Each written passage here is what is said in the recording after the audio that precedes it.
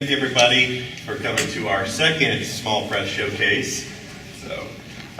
This is our second one. What's great about this year is that we have so many self-publishers that we had to do two panels, and we probably could do a third one or a fourth one, to tell you the truth, but we just don't have that much time. But the great thing about the small press creators is that these are the folks that love comics so much that they're doing it themselves. They're not going through a major publisher. They're fronting the money. They're writing it. They're drawing it. They're inking it. They're coloring it. They're arguing with the printer on the phone. They're distributing it all themselves. So it's a great thing about this show is that we have so many of those here. So we're going to start off with everybody introducing themselves and the name of their press, and tell us a little bit about the books that you've got. So, okay. Introduce myself, okay. My name is Craig Partin. I'm a writer, man of God, Pinweel Press, kind of a black and white, dark horror book. Is that just basic enough? Yeah. What's the premise of it? The premise is kind of a supernatural horror mystery, mob elements, serial killers, a lot of just darker things than a lot of the mainstream stuff would show you. Family friendly. Definitely. If you have a good family. So right now you're just one title with your... One title, we got 4 issues now, 4th issue. Just this show is the first time we've had it. We just picked it up 2 days ago. So we've got everyone here. We got the writer, that's me, artist Yvel Goucher, who works on Stormwatch at DC as well, inker Stu Berryhill, and our letterer. So all 4 of us are here. We got the book. We're signing them. We're out there somewhere, D something, D31, 32. So my name is Wesley Sun. I'm one of the founders of Sun Brothers Studios. I write comics with my brother, Brad, who's up there at our table right now. He and I write together, and he does all the illustrations. I do all the communications, marketing, website, finding a printer, that sort of thing. We've got 2 books out. The first is a book called Chinatown. It's about 120 pages, full-color graphic novel. It's a psychological horror, magical realism, sort of haunted house piece that we did. And our second book, which is a shorter black and white comic called Apocalypse Man, which is kind of our response to the ubiquitous zombie survival horror that's out there. Both of these books were funded through a really successful Kickstarter campaign, and that's how we got our books out. And I'm happy to talk about Kickstarter later also. Steven. Stephen Bowman. I'm from the Louisville area. I do Astounding Tales comics. I've done 6 single issues, and I just did a Kickstarter campaign to get the first 4 into a trade paperback form.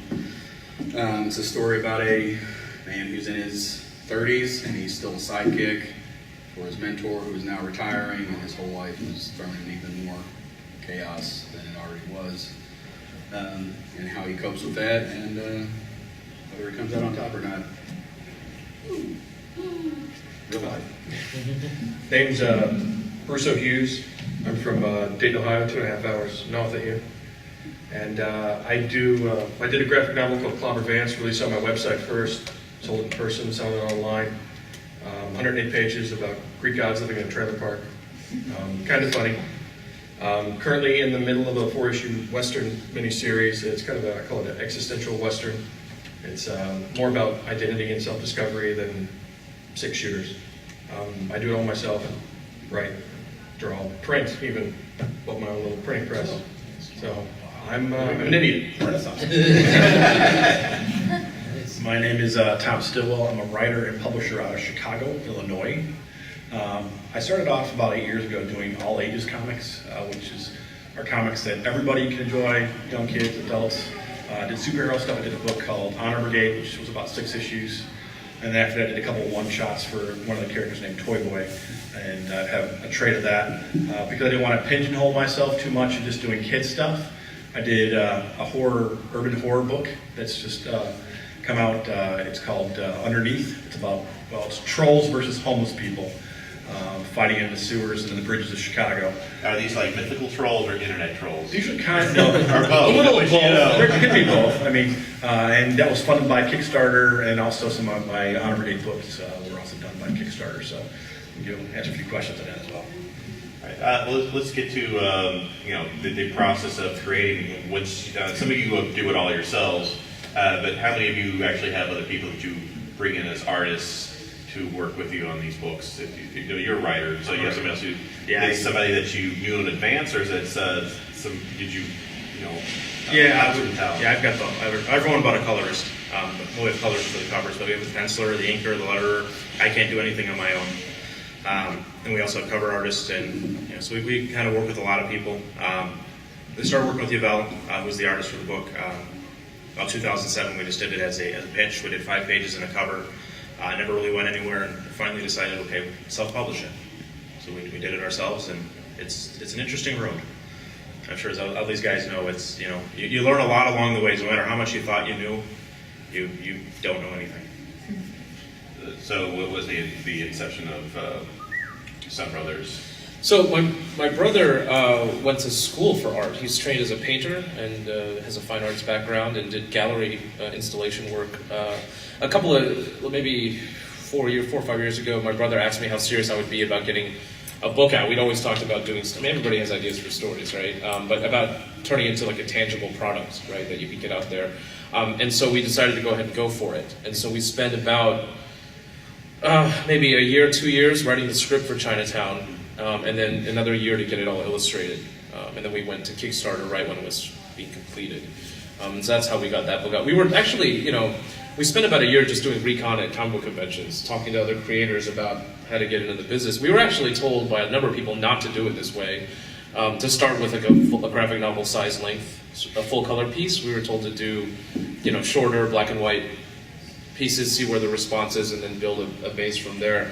But this is really the piece of art we wanted to make. And although it would be cheaper to do black and white, the story just doesn't work that way. So we just went for it, and it's gotten a good response in Chicago and elsewhere too. So that's how. And this is your first year here. This is our first year here at Derby City. Yeah. Awesome, Stephen. You pretty much do it all yourself. Yeah. So what's the process? And do you get any sleep? No, I do not sleep. I work a full-time job as well to front the money for my second job that I paid to do. My passion. But yeah, it's just a lot of not going out, not sleeping, drinking a lot of coffee, and getting everything done. I mean, the only thing I don't do is physically print it, and that's not because I don't want to involve other people. I just don't feel I don't have the means to pay the other people, and I don't feel comfortable asking people to do work. Well, if we make some money, you'll be able to get paid off of it. So I just do everything myself. Not that I feel I'm not a control freak or anything. That I feel like I'm the only one who can do a good job with what I've done. But I certainly would love to have somebody else ink my work or color my work or do lettering or edit and things like that. But and another thing too, with people who are publishing themselves, that if they're doing single issues, there's going to be a period of time in between issues. That it might not be. It could be a month. It could be 6 months. It could be a year, and that can vary. Now you started Clobber Vance. Didn't that start as a webcomic first? It did. Okay. It's 108 page totals. The first 80 pages were free on my website, and then I screwed people. They had to pay me for the last 28 pages. It worked. And so why did you start web-based first? Was it just because it was... I just wanted to get something out there as soon as possible. I wanted to prove to people that I was doing something. Because I'd made comics with a couple of different guys, a couple of friends, and not so friendly friends in the past, and it hadn't gone anywhere. I hadn't done anything. So I essentially did it out of spite originally, just to prove I could do something. And then people liked it. And so that really motivated me to go forward. If you go back and look at the book, it was originally written, like, there was a 7-page story that should have ended. And then more people liked it, so I extended it. And then more people liked it, and people sent me emails, and hits on my website started going up. So it just kept going and going and going until I killed the main character, and I thought, well, that's kind of where it should end. It's itself. Then. Yeah. So Tom, you have several different books with what you're doing. Are you involving other people in the creative process? Are you doing it all? What's the... Yeah, I'm a helpless writer, so fortunately or unfortunately, I have to hire a lot of people to do a lot of different things for me, and I have to actually pay these people, so I have to really be careful with my resources because I want to make sure I can pay people.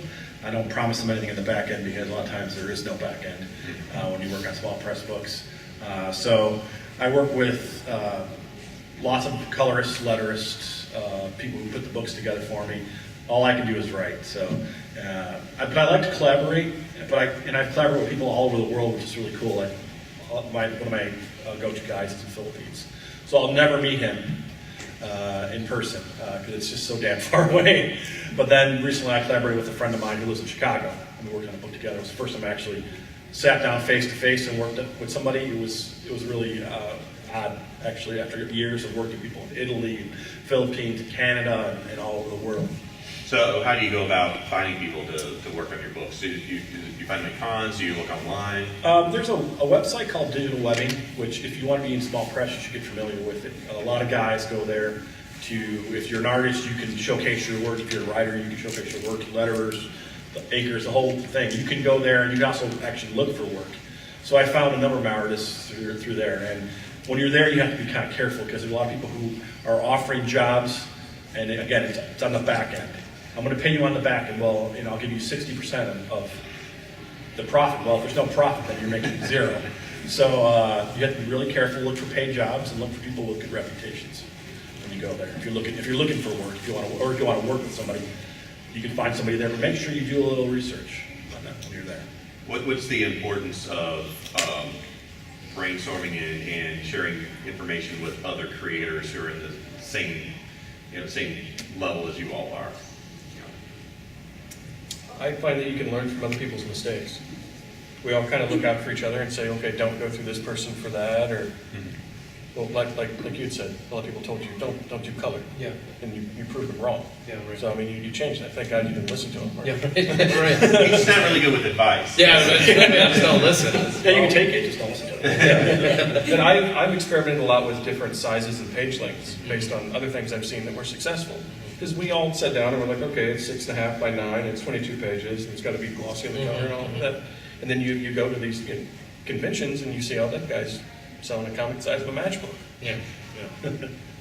I actually think it's really important to collaborate with folks outside of the comic book industry. Like when we get, for a lot of our writing process, when we get towards the end of a script or we're in one of the final drafts, we give it to a bunch of our colleagues and friends to read and give us notes that aren't necessarily in the comic book business. And a lot of my friends will say, I don't read a lot of comic book scripts. I'm not really into comics. Are you sure you want me to read this? I'm like, absolutely. We would love to. We would like our book to be marketable beyond, the folks who do come to comic book conventions. Our books are not just in comic book stores; they're in, bookstores that sell all kinds of stuff. A good story is a good story to right. media. So I think it's important to find critique from folks who are outside of the comic book world, in addition to folks who are in it. Can you talk about how you go about marketing and promoting your books? Luckily, my letterer is more than a letterer. He actually does a lot of he does the Twitter. We ran a Kickstarter like everyone else pretty much has. He ran that. He does a lot of the stuff on Facebook. So he does a lot. I have good people I work with. They're talented. They know what they're doing, but they also care about the book. They're invested in it, and they do a lot of the stuff that I'm not smart enough to do, which is a lot of the technical stuff. On Twitter, I have no idea how to use that. But I mean, you got to get out there and you got to push it, and you got to, work really hard to, get people to take a look at it. I think that's the hardest part is getting people to look. A lot of people want to see Marvel, DC, and nothing else exists. I know Steven, being local, at any kind of like outdoor festival, you've got, it's not even a comic book theme. Yeah, just any type of art event or street fair. Where the booth space or table space is reasonable. I mean, you don't want to sink $200, into a 6-hour event and, sell 4 books. And How do you know about our prices next year? No. Yikes. I'm pretty much on a local scale right now. I do, promote it on Twitter and Facebook, although I'm pretty socially awkward, so I'm not very good at social media at all. But yeah, just any opportunity that you can find to get out there and meet people and show them your work, take it. Tom, how do you distribute the various? My first books, I went through Diamond, and So they went all over the world, but that is really a double-edged sword because Diamond will take the lion's share of the money. And you're already making not a lot of money when you do small press books, because the printing, and especially if you're a writer, you have to pay people to do everything for you. So I did my first, I think, 8 books I did through Diamond. But now I've been doing a lot of digital distribution. And I go to a lot of conventions and I sell, because one of the things with small press is, you guys know you like Superman, you know you like Captain America, or the more like Scott Pilgrim and stuff like that. You don't know you like what I have. So you have to meet me. And if you get to like me, then chances are you're probably going to buy what I have. So I think if you're doing small press, one of the big things is getting out there and pressing the flesh.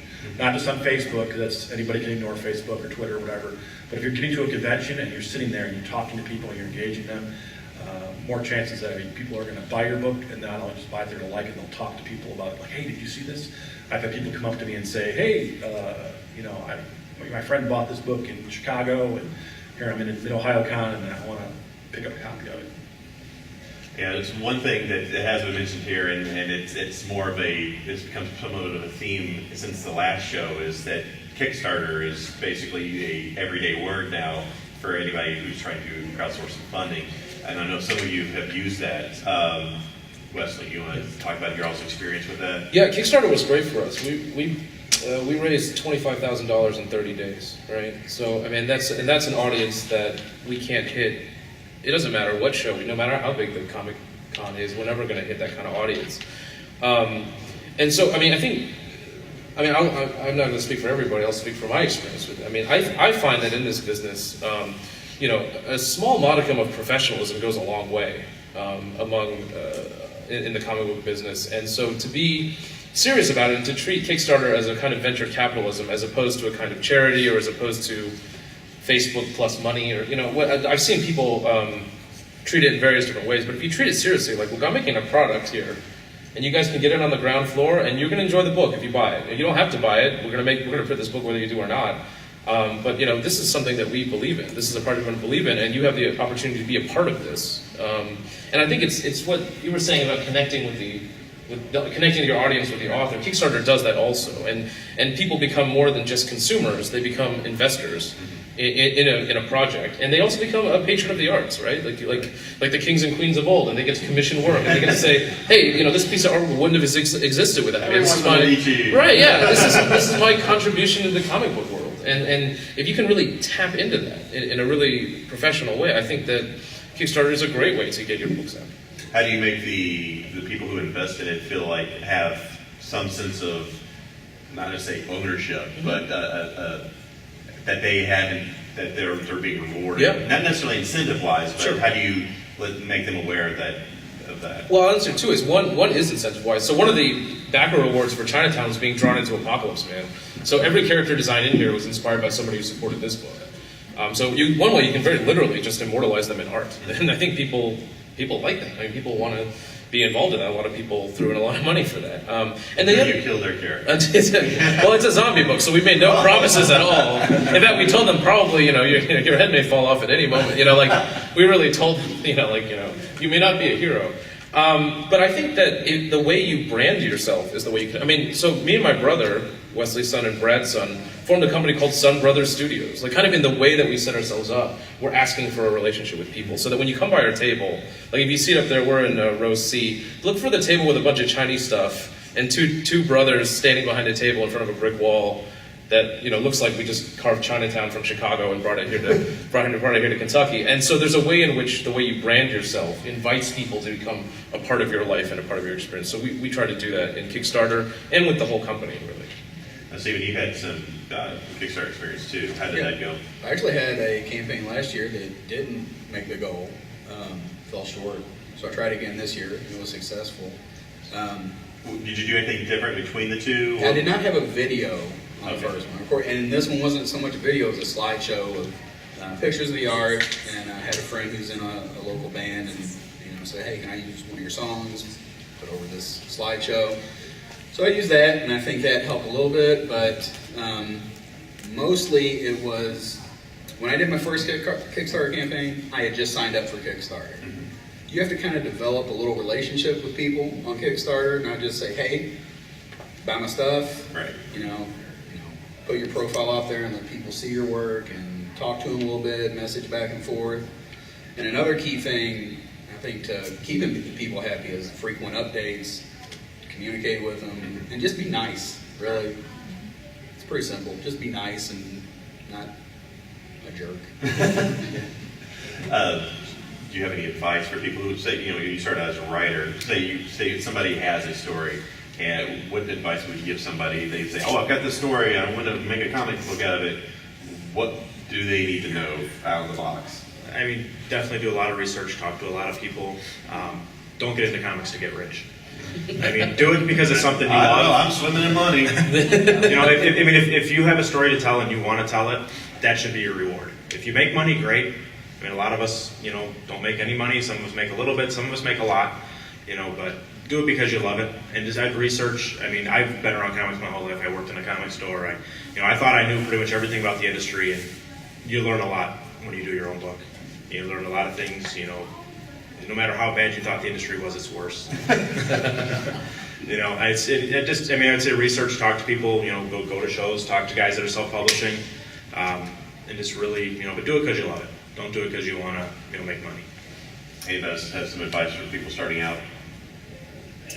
I try to do as much of it as I can myself. I've never gone to Kickstarter. I haven't had to. Who am I going to pay more? Me? And if I'm printing my own stuff, I don't need to pay for printing. So, Are you mixing your own inks and? well, my wife, my wife's day job See, is now at a I'm printing company. That's amazing. My wife's day job is at a large printing company. They handle like magazines and stuff like that. So they got rid of an old press. So I have. Wow. You probably grow your own honey and. No, I'm not. I got a bunch of tiny. You're probably like refining the metals to make the stain. If I could, I make my own brushes. So your advice is that if you can do as much yourself, the Yes, best. I can't remember who said it, Hemingway or somebody. You can only count on yourself, and even then you can't count on yourself 100% of the time. And that's true. I will let me get away with a lot more than anyone else would let me get away with. I'll be like, well, I'm tired. Well, I'm lying to myself. I'm not really that tired. I just don't want to work. So I would do as much of it you can yourself. That way you've got no one to blame. Yeah. And another thing too is if you involve other people, other artists, Tom, you know that you can't expect that those pages are going to show up next week. No, I was sharing an experience with the guys earlier that I was working on 2 different series, and both of the artists in each series were hired away to do bigger books, which was great for them. So in the middle of between issues, I had to go do like 3 or 4 issues of another book. So I kind of killed my momentum, especially these were Kickstarter campaigns too, where I was trying to get the books out in a timely manner, because if you're going to promise something, make sure you can deliver. So you have to work with your team and work around it. But I think my biggest advice as a small press person is develop a good reputation, because there's so many kind of shady people who are publishers, or even people who are artists and stuff in this business. You can't trust everybody. So if you develop a good reputation within the community, people are going to know that if you say you're going to pay somebody, you're going to get paid. If you say you're going to have a book done, it's going to get done.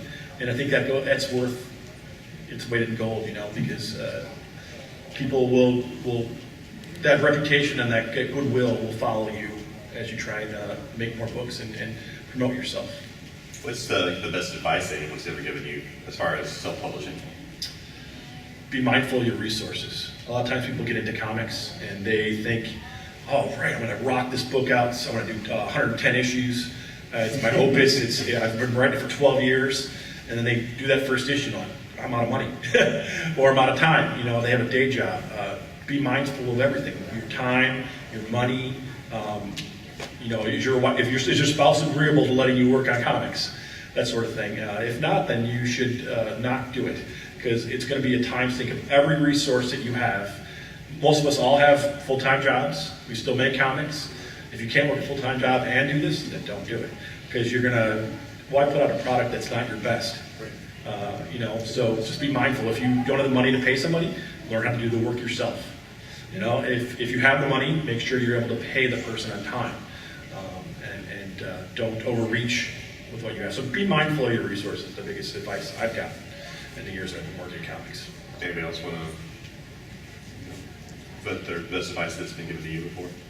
Yeah, learn to love critique. I think is really good. I mean, praise is nice, and every time somebody loves our book and sends us an email or Facebook or whatever, I mean, that's fantastic. But that's not what pushes you to be better, right? I mean, what you want is people to find problems with it or critique of it or want to, offer some constructive criticism of it, and that's kind of worth its weight in gold to me anyway. It's much harder to get, quite frankly. Most people are happy to come up and tell you how much they like your stuff, and that's great. Like I'm not discouraging anyone from doing that. I love that, but really, like it's like good, honest, thoughtful critique is hard to find. I find in this business. So and it may not always be pleasant, right, to hear what was problematic with your work from someone else, but I mean it's really valuable, and so if you can find a way to be hungry for that and to want to invite critique, I think that's really good advice that's been given to me. So people can just come up to your table and leave through your book and they tell you exactly what Sure, yeah, I would love that. You're ready for that. You've asked. I've asked for it. Anyone here?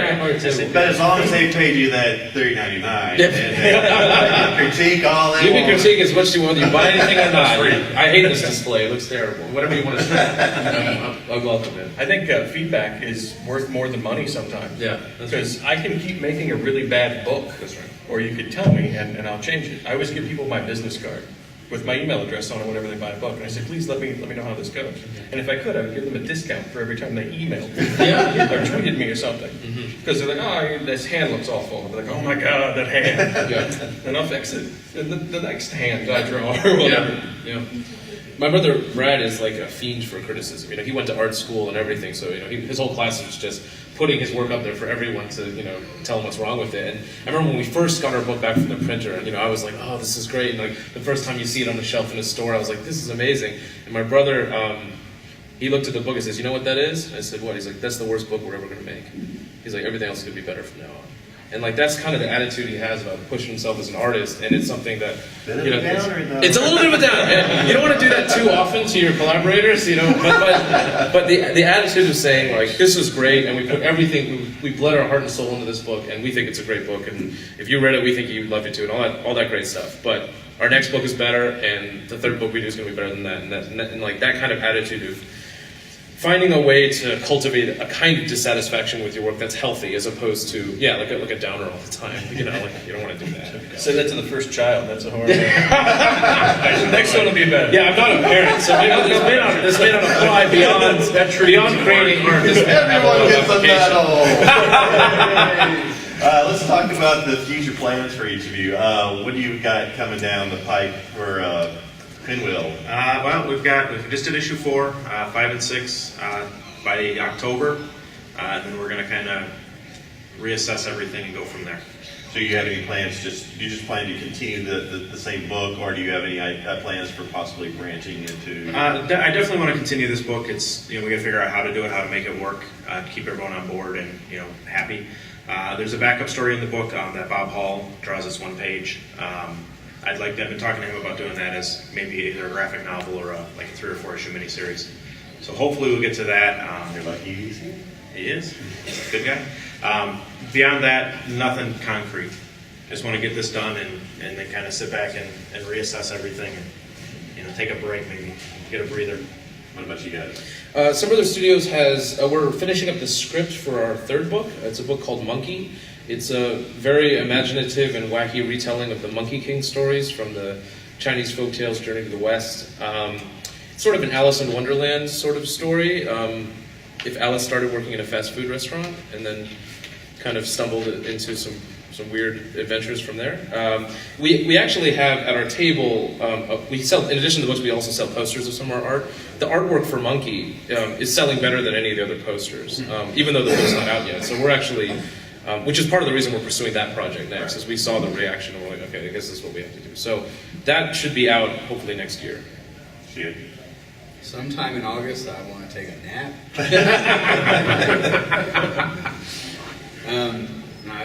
We just got the trade for the first 4 issues, 5 and 6.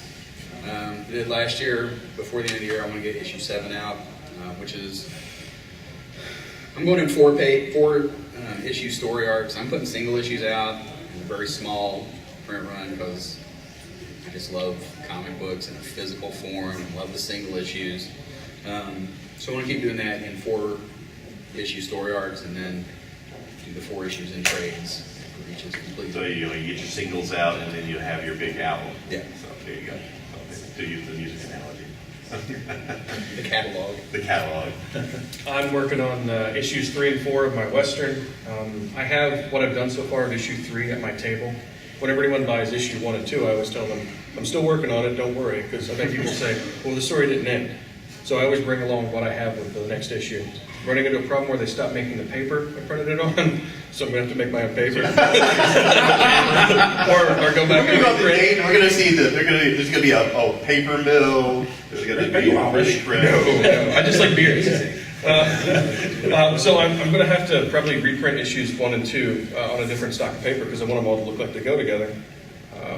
And I'm very scatterbrained when it comes to these things. So I have my Greek comedy type of thing, then I got my existential Western. And I've already started on like a space opera thing. And then I was thinking of in all ages, I've started on an activity book. Like an activity comic book, like 22 pages. So I don't sleep a lot, much like you. And I have a 3-year-old son. I'm trying to teach him how to run the printing press. There you go. Yeah, we'll see how it goes. Child labor. I'm finishing up the 4th issue of Underneath. It's lettered. I just need to put it all together, and the whole thing will be done. I'm starting a new book called Fangirl. It's about a teenage girl who goes to San Diego Comic-Con, and murder happens, and hilarity ensues. Not really. But no, it's a whole series of events where she's on the run from killers and stuff, so it should be fun. I'm working on that with artist Tess Fowler. I'm working on something with Nate Lovett, who's here. You'll catch him upstairs. It's called Monkey Underground. It's about Monkeys are popular. it's about hyper You heard it here intelligent. first. This is the new thing. It's hyper intelligent monkeys versus aliens. Monkey the new zombie. Yeah, it is. And then I'm going to be working on probably more opportunity in Toy Boy probably in the future. All right. Let's open up to the floor for some questions. Anyone have any questions about any of the books that they're working on, or even self-publishing? I just had a question about what do you do to copyright protect your books? That's a good one because you don't have lawyers. Or maybe I'm just. You can go to LegalZoom and file your copyright, and you'll get a certificate. You'll be with the Library of Congress, and you'll be good to go. LegalZoom, you said? LegalZoom, yeah. It's rather easy nowadays. You just Google, how do I copyright this? And maybe, I don't know, 7, 8 years ago, it was a lot harder. There wasn't those resources out there. It was the old school method of, you mail a copy to yourself. Yeah, But that's not actually, No. it's not actually legal, that whole thing. We actually did consult with intellectual property lawyers prior to putting our work online and that sort of thing. I don't necessarily think you have to do that, but I mean, like these guys said, these are things that with some diligence and some reading and stuff you can do on your own. When you create it, it's yours. Yep. That's your copyright right there.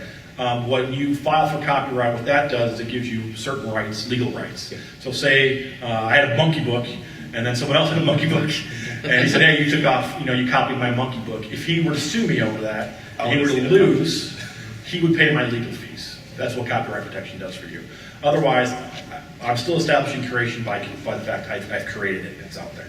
It exists. We also formed Sun Brothers Studios is actually an LLC, a limited liability, which can also shield you for some of these things. Also, if you get into some legal snares, that's also fairly easy to set up, which you can look up online how to set up an LLC.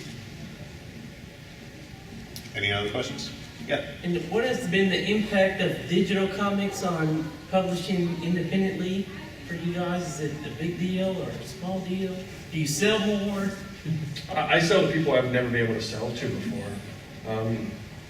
I was telling Tom, I've tried to go through graphically. They charge a lot of money. They're very slow, and comicology is slow to approve things. I sell comics through my own digital store. I set up my own server. So I sell my own digital comics, and I've sold them all over the world. God knows how they read them, but they're buying them. Years ago, there was a website before comicology called Wowio, if you guys are familiar with that. And I put a trade out on there, and I actually offered it for free for like a month. I think it was probably about 200,000 downloads on that. And I've had people from all over the world come up to me at conventions and buy the book because they were able to get it. They never would have been able to get it otherwise. So they liked it so much they end up paying, $15, $20, whatever else charging for it. I've had people buy the digital version and then try to get a hold of me to order a physical version that I can mail to them. So digital is good. Yeah, we like it. Anybody else have experiences with digital?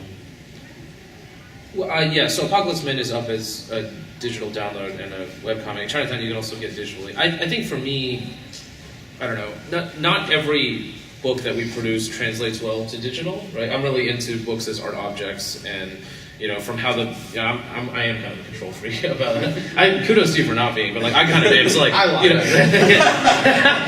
so like when we go to the printers, we're always like, now what cover really feels like the Chinatown cover? Like I'm really into books as physical objects, the weight, the smell, and the tactile sense of books. So some of our books translate better or not into digital media, and so I guess the only thing maybe I would add is, to kind of think about what is the vehicle that you want to tell your story in, right? And digital is a great way to like distribute quickly and easily and hit an audience you never will. But for us, I think the idea is that the physical book will always kind of be the real McCoy, and digital will always be a facsimile. And so, we price accordingly, and it helps you hit a bigger audience. Anyone else have anything to say about that? Another question? I can't help but be curious. Would any of you ever consider working for or being published by a bigger company partially to maybe be able to make more money? Yes. I think we all like money. No. Wait, don't you print your own money? Oh, he does. Bruce books. Well, initially I started writing comics because I wanted to sort of build a portfolio so I could, as a writer, you can't like, hey, look at this script I wrote. They're like, oh, this is great, and then toss it out. But so I wanted to actually show that I could make comics. And that was my initial idea, and I did that for the first couple of years, and I worked all the conventions and talked to people, went to bars and stuff, and tried to make all the connections. But as the years have gone by, my goal is less and less to work for one of the big two, because I have friends who work for the big two, and it's not all it's cracked up to be. It's not the best thing. And so working for myself, I can do what I want. I don't have to worry about editorial. I'd like to make a lot more money making comics, but sometimes that trade-off is not necessarily the best trade-off. Well, I didn't necessarily mean just the big two. I meant like maybe a medium-sized company like Dark Horse or Fantagraphics. Or... Yeah, I'd work for them if the offer was right. You mean if they picked up your book and said, hey, we'll print your book and distribute it, right? I would love for that to happen, just because I would like to get what I created in more people's hands than I have the capability of reaching, I've told the story and I feel passionate about it, and I want as many people as possible to see it, so I think the risk with that is even the medium company or the smaller, big companies, they all want a piece of ownership of your book. You self-publish, you own your work. A lot of these companies I've talked to, guys that are doing books, they want 80% just to publish the book, and at the end of the day, you're not going to see anything. You're not going to see money from them. And by the time they take their cut, Image, I think, is $2,500 per issue after they print it and everything else. It doesn't leave a lot of money. Even if you're selling a few thousand copies, it doesn't really leave anything left for you. But I thought a lot of companies let you keep the rights to your work. Image does, but again, they take that cut of money. Dark Horse, I don't think really deals in a lot of creator-owned stuff. I don't think a lot of the companies do creator-owned stuff. Just Image, really. Well, I think, Marvel has their imprint. That's how they bribe big names like Hughes to stick around. But you have to be Bendis to do exactly. it. Yeah. And the thing with Image too is that they'll pretty much publish anybody, but they want to secure themselves for the financial risk that they're going to be, putting that money in. That's why they do a big cut. Yeah, they do a big cut. There is a lot of stuff. Especially in the last 10 years that they have published it. That 10 years before that you never would have seen. No. Because it's a big cut, but I can sort of see where they're coming from. Oh, no, absolutely. No, you don't want them to lose money, or they don't. But I just think bigger company doesn't really necessarily mean you're going to make money. And look at the hullabaloo in proportionate from when they get picked up by Image versus when a movie gets made. Image is nice. Like you were saying, it gets it out there so more people can see it, but that's not where the money comes from. That's just name recognition. Like Tom was saying, years ago, you'd put together a nice portfolio and be like, hey, Marvel and DC. Well, now you have to put together a nice portfolio at a smaller company to try to move up. And even then, when you move up, you have to try to stick around and get an exclusive. And it's not easy. There are more people playing in the NBA than there are making comics. I mean, my chances are better to go out and play for the Lakers than ever draw a Wolverine or anything. I'm not that tall. The Lakers were pretty bad. I'm a shoe fan. I'm pretty good friends with Tim Seeley, and he writes Hack Slash. He's worked on Blade, and he does Revival, a bunch of different books. And he's the best guy to talk to about working in comics. He's worked a lot of comics for a lot of years. His best thing he always told me was that even though you break into comics, you're always breaking in. You're always looking for that next job. You always have to find them, because you could have that big break and then you peter out. You have everything else to follow with. So you always got to keep looking to break in, even though you're that, Image picked up my book, great, and you did a mini-series, but then what did you do after that? So you always have to keep looking for work and improving yourself and creating new stuff. Maybe I would stand a better chance of breaking into the comics industry if I tried to go editorial instead of creative. The whole industry is really hard to break into. Editorial probably even more so, because it's just really tight. Or you just do like these guys and do it yourself. Yeah, don't worry so much about breaking into the business. Make your own business. Yeah. Find your own place. Find your own Well way. said. Very well said. You make more money probably. What was the web address you gave us for artists that you want to Oh, it's called Digital Webbing. visual? Question? Anyone? Yeah. For those of you who write and draw, I'm kind of curious about your process. Like, you write out a whole script before you do it, or you? It's chaos. Yeah. It might change from week to week, honestly. It all depends on what idea pops into your head first, an image or a bit of dialogue, Right. and I kind of work around that. Like, that's a funny thing that he would have said to him in this situation, or like, I see this guy hanging off a building and he's holding, a stuffed teddy bear that has a piece of dynamite strapped to it. Well, how am I going to get that in the story? And, there's a lot of napkins with things drawn on them, and a gravy stain on it at the same time. They're like, I want to keep this, not for the gravy stain, but for It's a great plot point, that gravy stain. Exactly. And then that shows up 6 issues later, and they're like, the gravy That's how stain. the gravy man was invented. With anything that works for you, basically. With my first book, I was writing it as I was drawing it, making it out, just as long as people were paying attention to me, like a child in a classroom. And then I thought, okay, the next one needs to be more structured. So I sat down, I wrote a script, I edited it, I showed it to people, everything was beautiful, and I was bored because the story was done. I knew how it ended, I knew what was going to happen. So the third project, the Western, I'm doing bullet points. Like, I sat down and I wrote, okay, I want these 3,000 things to happen. And then I organized them in what order I wanted them to happen. Then I broke it down by issue, and then I broke it down by page. And I'm terrified to break it down by panel because I'll get bored again. So just when I sat down to draw, I'm like, okay, this, and this need to happen. I have 3 pages to make it happen. I, again, kind of make it up as I go, but on a smaller scale. That's the luxury we have as self-publishers. We don't have to go by this format that this company gives us. We have to do it this way, in this fashion. You can figure it out as you go, and you can change it on the fly. Do y'all hand draw or do you do digital? And if you do digital, what programs do you use? I do all my pencils digital just to speed myself up because I hate sharpening pencils, and I got a very specific 6H, which isn't cheap. So I do all my pencils digital now in Manga Studio. I bought myself a cheap tablet. A Genius tablet is $45. The Wacom tablets are hundreds and thousands of dollars. Do all the pencils there. I print it out 11x17, flip it over, ink, and then when I scan it in to gray tone or color, I just have to remember to flip it completely. That's why most of the characters in my comics are symmetrical, in case I ever forget to flip anything. No one has an eye patch or anything like that. Everyone has 2 hands and everything's working out for them. So digital, and then There are no driving scenes in your comics. they take place overseas. I have a complicated process of laying pages out at about this size, about a 5x7 size. I scan it in, blow it up to 11x17, convert it to blue line, ink over that. Then I scan it in and do the colors digitally. Oh, what program do you use? Photoshop. Yeah. How much formal education in writing and/or art have you folks had? I'm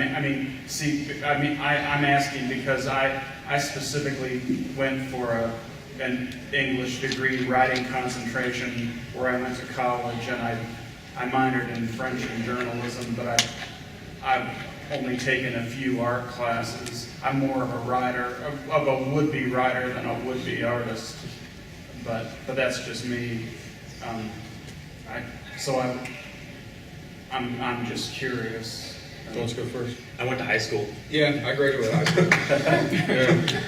I went to vocational school last 2 years of high school. That's where I learned how to print stuff and take photographs and such.